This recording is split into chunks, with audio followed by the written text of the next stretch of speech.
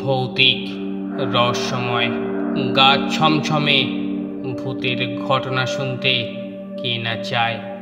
আর সেটা যদি হয় সত্যি ভূতের ঘটনা, তাহলে গায়ের লোমগুলি কাঁটা দিয়ে ওঠে।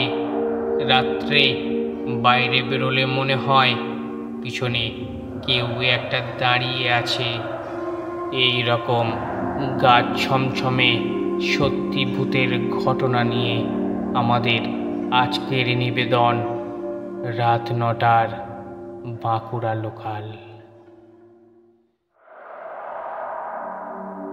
অন্তত শেষ সময়ে হলেও ছুটতে ছুটতে এসে ট্রেনটা ধরতে পারলাম, কিন্তু ট্রেনে উঠতেই অবাক।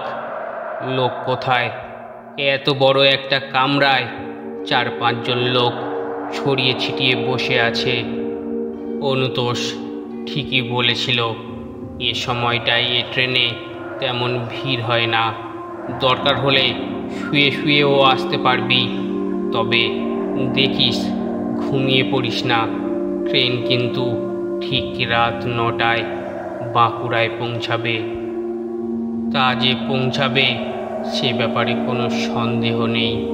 যেমন কাঁটায় কাঁটায় ঘড়ি ধরে ছাড়ল। ভাবলাম ঘুমিয়ে তো পড়বই না, উপরন্তু শুয়েও যাব না। নতুন জায়গা, যাইনি কোনো দিন। জানালার পাশের সিট যখন খালি আছে, দেখতে দেখতেই যাব। বেশ ভালো দেখে একটা জায়গায় বসে পকেটের রুমালটা টেনে আনলাম। অনেকটা ছুটতে হয়েছে, তাই এই শীতেও ঘামছি আমি। ভালো করে চেপে চেপে ঘামটা মুছতেই হঠাৎ কে যেন আমাকে ডেকে উঠল। ঘাড় ফিরিয়ে তাকাতেই অবাক হলাম। ও অনুতোষ, এ কি তুই এখানে? কর্মক্ষেত্রে ফিরে যাসনি? কর্মক্ষেত্র মানে অনুতোষের অফিস বাঁকুড়ায়। বছর ২ হলো ওখানে ট্রান্সফার হয়ে গেছে সে। আর গিয়ে অবধি আমাকে অসংখ্য চিঠি দিয়েছে, আর প্রতি চিঠিতেই অনুরোধ জানিয়েছে একবার অন্তত আমি যেন বাঁকুড়া থেকে ঘুরে আসি। অনুতোষ অনুরোধ জানাতো, আর আমিও প্রতি চিঠিতে জবাব দেওয়ার সময় জানাতাম এবারে যাব, এই যাচ্ছি। কিন্তু যাচ্ছি করেও এ ২ বছরে যখন যেতে পারিনি, তখন অনুতোষের দিক থেকে যেন উৎসাহ কমে গেল। অনুতোষ আসতো কলকাতায়, এসেই আমার সঙ্গে দেখা করত, কিন্তু যাবার কথা একবারও বলতো না। শেষে আমি এই সেদিন ও কলকাতায় এলে দিন তারিখ দিয়ে বলেছিলাম এবার আমি সত্যিই যাচ্ছি। স্টেশনে যেন ও দাঁড়িয়ে থাকে। আমার কথায় অনুতোষ লাফিয়ে উঠেছিল। আমি যাব বলাতে ও জানিয়েছিল ওকে আগেই যেতে হবে, না হলে আমাকে নিয়েই একসঙ্গে যেত সে। যাকগে, তার জন্য কোনো অসুবিধে হবে না। সব কিছু বুঝিয়ে দিয়ে আমাকে বলেছিল বাঁকুড়া স্টেশনে সে ঠিক দাঁড়িয়ে থাকবে। রাত ৯টায় ট্রেন ঢুকবে, আর ট্রেন থেকে নেমেই আমি ওকে দেখতে পাবো। তা এই কথাই তো ঠিক হয়েছিল। হঠাৎ এর ভিতরে আবার কি ঘটল? তবে কি কোনো কারণে অনুতোষের যাওয়া পিছিয়ে গেছে? আগের তারিখের বদলে সে আজই রওনা হয়েছে। কিন্তু তাই যদি হয়, তবে তো অনুতোষ ওকে একটা খবর দিত, একই সঙ্গে আড্ডা মারতে মারতে তাহলে যাওয়া যেত। কিছুই বুঝতে না পেরে একটু অবাক হয়ে তাকাতেই অনুতোষ হাসল। আমার সামনের জানালার পাশের সিটটায় বসে পড়ে বলল, খুব অবাক হয়েছিস তাই না? আসলে বাড়িতে মায়ের অসুখের জন্যই যাওয়াটা পিছিয়ে গেল। মনে মনে এবারে একটু আহত হলাম। বেশ ক্ষোভের সঙ্গেই জানালাম, কিন্তু তাই বলে একটা খবর দিতে পারলি না? দেখা না হলে তো আলাদা আলাদাই যেতাম। অনুতোষ দেখি মিটি মিটি হাসছে। হ্যাঁ, খবর একটা দিতে পারতাম, তবে ইচ্ছে করেই দিইনি। ইচ্ছে করে? হ্যাঁ, অনুতোষ তখনও তেমনি হাসছে। কেন জানিস, কথা দিয়েও তো 2 বছরে তোর যাওয়া হয়নি, তাই ভাবলাম আজ দেখি তুই কেমন সত্যি সত্যি কথাটা রাখিস। এবারে আমি না হেসে পারলাম না। সত্যি অনুতোষটা এখনও তেমনি রয়েছে। ছোটবেলা থেকেই ও এরকম। যখন আমরা সবাই একদম বোবা হয়ে গেছি, কি করব কিছুই বুঝতে পারছি না, সেই সময়ে সবাইকে অবাক করে দিয়ে অনুতোষেই তো বুদ্ধিমত্তার পরিচয় দিয়েছে। এখনও দিল। আমি বললাম, যাকগে, একরকম ভালোই হলো। বেশ, কথা বলতে বলতে যাওয়া যাবে। তোর মা কেমন আছেন? এখন ভালোই, সেজন্যেই তো দেরি হয়ে গেল। অনুতোষ জানালার বাইরে মুখ রাখল। ডিসেম্বরের বেলা, দিন ছোট। একটু আগে যে সূর্য পশ্চিম আকাশের লাল খুনি রং ছড়িয়ে বিদায় নিচ্ছিল, এখন সেখানে গাঢ় অন্ধকার। বাইরে গাছপালাও ভালোভাবে চোখে পড়ছে না।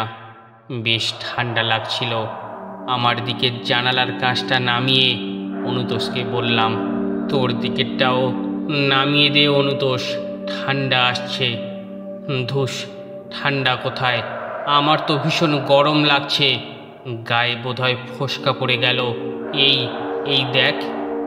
বলতে বলতে জামার হাতার বেশ খানিকটা তুলে আমার দিকে হাতটা বাড়িয়ে দিল অনুতোষ। আর তাকাতেই আমি চমকে উঠলাম।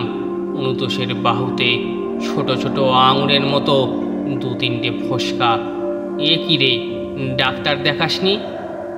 দেখিয়েছি, ওষুধ খেতে দিয়েছে, লাগাবার মলমও দিয়েছে, কিন্তু কিছুতেই কমছে না। এবার ভাবছি। কি ভাবছে তার জানা গেল না। তার আগেই একজন হকার এসে কাছে দাঁড়ালো। অনুতোষ বলল, মুড়ি খাবি? ঝালমুড়ি? বলেই হকারের দিকে তাকালো। এই যে এখানে, দেখি ঝাল কিন্তু কম করেই দিও। মুড়িওয়ালা মাথা নেড়েই তার মুড়ি নামালো। ট্রেন ততক্ষণে ফুলেশ্বর ছাড়িয়েছে।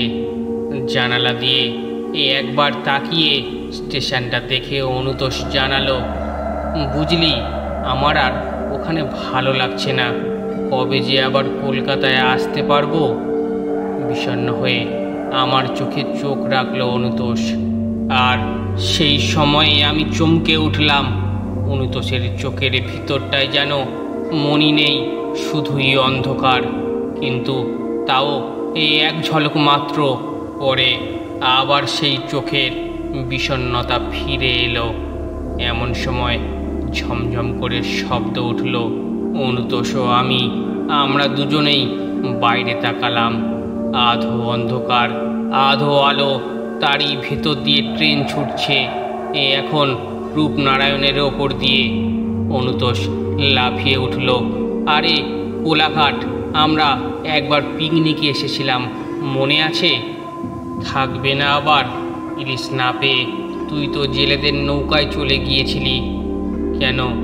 এমনই, যে কোনো ব্যাপারে, যে কোনো দিকে আমরা কোনো সমস্যা পড়লেই জানি ঠিক সময় মতো এসে হাজির হবে অনুতোষ, আমাদের বিপদ থেকে উদ্ধার করবে।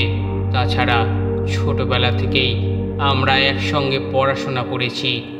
বন্ধুত্বটা সেজন্য আমার সঙ্গেই প্রবল। মুড়িওয়ালাকে পয়সা দিতে যাচ্ছিল, হাত বাড়িয়ে অনুতোষকে বাধা দিতে গিয়েই চমকে উঠলাম। কি, অনুতোষের হাত দুটো এত ঠান্ডা কেন? যেন বরফের ভেতরে ঢুকিয়ে রেখেছিল অনেকক্ষণ, তাতেই হাত দুটো এত ঠান্ডা আর শক্ত।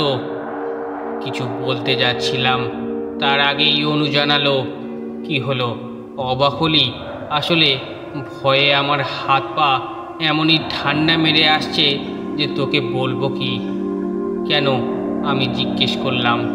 তবে খুলেই বলি বলে অনু আবারও আমার দিকে ঝুঁকে পড়ল। আর তখনই কেমন একটা গন্ধ ভেসে এলো আমার নাকে। গন্ধটা কিসের? অনুতোষী বাকি জানতে হলে আমাদের শেষ পর্বটি অবশ্যই শুনবেন। ভালো লাগলে চ্যানেলটি সাবস্ক্রাইব করে পাশে থাকবেন। ধন্যবাদ।